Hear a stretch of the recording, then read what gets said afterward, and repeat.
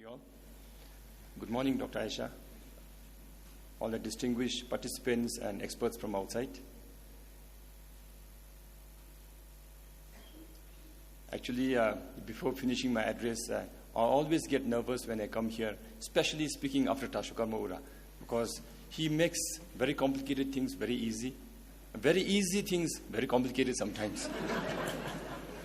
Anyway, with this, all my distinguished guests from outside, Tash Topke, former Prime Minister, again, very happy to be here on the same forum like the Vajrayana International Conference last month.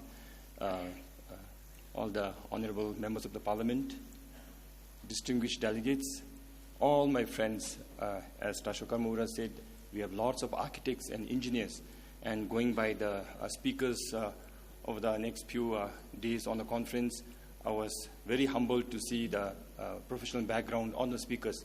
So that clearly says that, that I do not have any authority to speak anything more on this theme of the conference, because the experts have gathered here, and experts or future experts are all gathered here to listen to the experts. So if time allowed, I'll be more than happy to be part of the deliberations, part of the discussions here for next whatever few days that we have, so that we can take home messages from here to implement. All I can say here is, as Tashokar Maura said, I'm still a surgeon, because I spend a couple of days a week, especially Saturdays and Thursdays, in the hospital, because that is very close to my heart. The reason for saying this is, I think urban planning and surgical planning probably is absolutely the same. A healthy set of kidneys will never function properly if you do not have a good kidney, liver, because liver function is directly related to kidney functions. So there is no one medicine that will be harmful to the other one and be very effective to the other one. Even while we operate, I do a little bit of cosmetic surgery also. Some surgeries on the face that is very popular among the young growing girls is double eyelid. We call it blepharoplasty. I used to do it when I was young. A very simple formula that we have to follow is bigger is not necessarily better. It has to be proportionate, it has to be appropriate for that girl's face.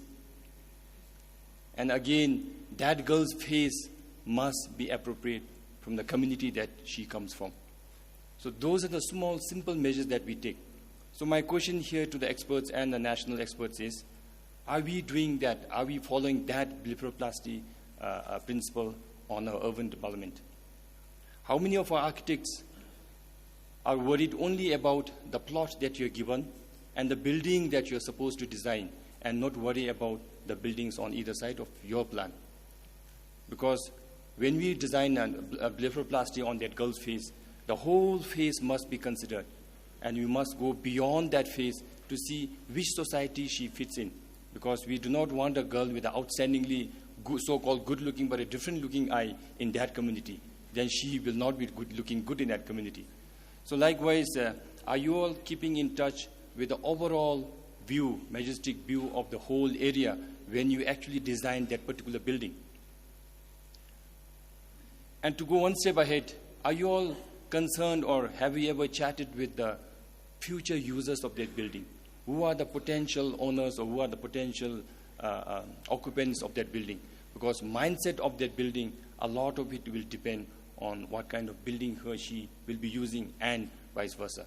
So those are the questions as a surgeon that keeps coming to my mind.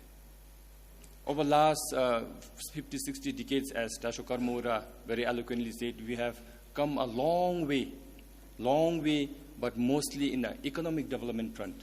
We have achieved a lot, I would say. I'm very confident to say that no country would have achieved more in this short span of time, given the geographical terrains that we have, given the resource constraints that we have. Yet we have marched that far. But I would say that those activities were achieved, those economic strides were made under the holistic view of sustainable development. My question here is, how much is it sustainable? Is the word sustainable being used practically, or is it just used for the sake of using it?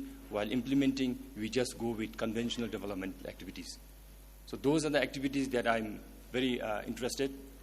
And as I was saying, working in the hospital as a surgeon and now working as the head of the government, to me, again, is absolutely the same. In the hospital as a doctor, I used to scan a lot of patients, find out a lot of tumors, stones, take them out with the surgical blade. And all say that surgical blades are very dangerous. I agree it's dangerous because it can kill, it can take somebody's life away. But now, for the last 6 months, I've been working in this office using a different surgical blade. I think I don't have it here. Now I use my pen. Instead of scanning patients, now I scan government policies. If I see stones, I take it out. If I see tumors in the government policies, I take it out. If there are potential tumors that can turn malignant, I take it out. I treat them. So instead of the surgical blade, now I treat with the pen. I say this pen is more dangerous than the surgical blade because that would just take somebody's life, maybe one person's life. But this pen, with the stroke of a pen, can take the country's life. So I take this present responsibility very seriously, and I would like to work for the next 5 years with surgical precision. I pledge to do what is right for this country and not just what is popular. So on this note, urban planning is very important. We all know this. We all know that almost 60% as of now population live in urban areas. We know that almost 80-90% of the urbanization will take place in the third world countries because we have a longer way to go. But we all know also that we have only about 3% of the land surface under urban development, under urban area. I really cannot do the maths here. 60-70% of the population living in urban areas, occupying only 3% of the land surface. I thought that doesn't match with my surgical knowledge. On the other front, as we talk about urbanization, how much of interaction is there between urban planners? Of course, I was very happy to see in the experts one social psychologist. How many public health specialists are also involved in urban planning? How many younger generation people are also actively involved in urban planning? Because urban planning cannot just be planning about the building. As we talk, as we stand here in this magnificent building, this particular structure has huge potential to grow in future. I fully agree with that, and I offer all my support for next 5 years to Tashokar Maura and his leadership to bring up this structure. But this structure doesn't make any sense if the surrounding is not built accordingly. So these are the little mindfulness that we have to play as we plan. Because as I said, a healthy liver will never be healthy if the kidneys are not healthy. So as a young, growing architect, I think we must be mindful of not just the planning on that particular building, but the surrounding. So-called green area, I'm sure Tasho Thompin, Thimphu Mayor will agree with me that Thimphu city is lacking greener areas. When the whole country, we have about 70% of the country under forest cover. But Thimphu city has hardly any green. We have been doing lots of urban planning, local area planning, valley development programs are all ongoing. But I realize that there is no overarching policy to that. We do not have a national overarching human settlement policy in place. So I'm very happy that this conference has come in at a very right time. My cabinet just sat with the first hearing and deliberation on the spatial planning bill that we have.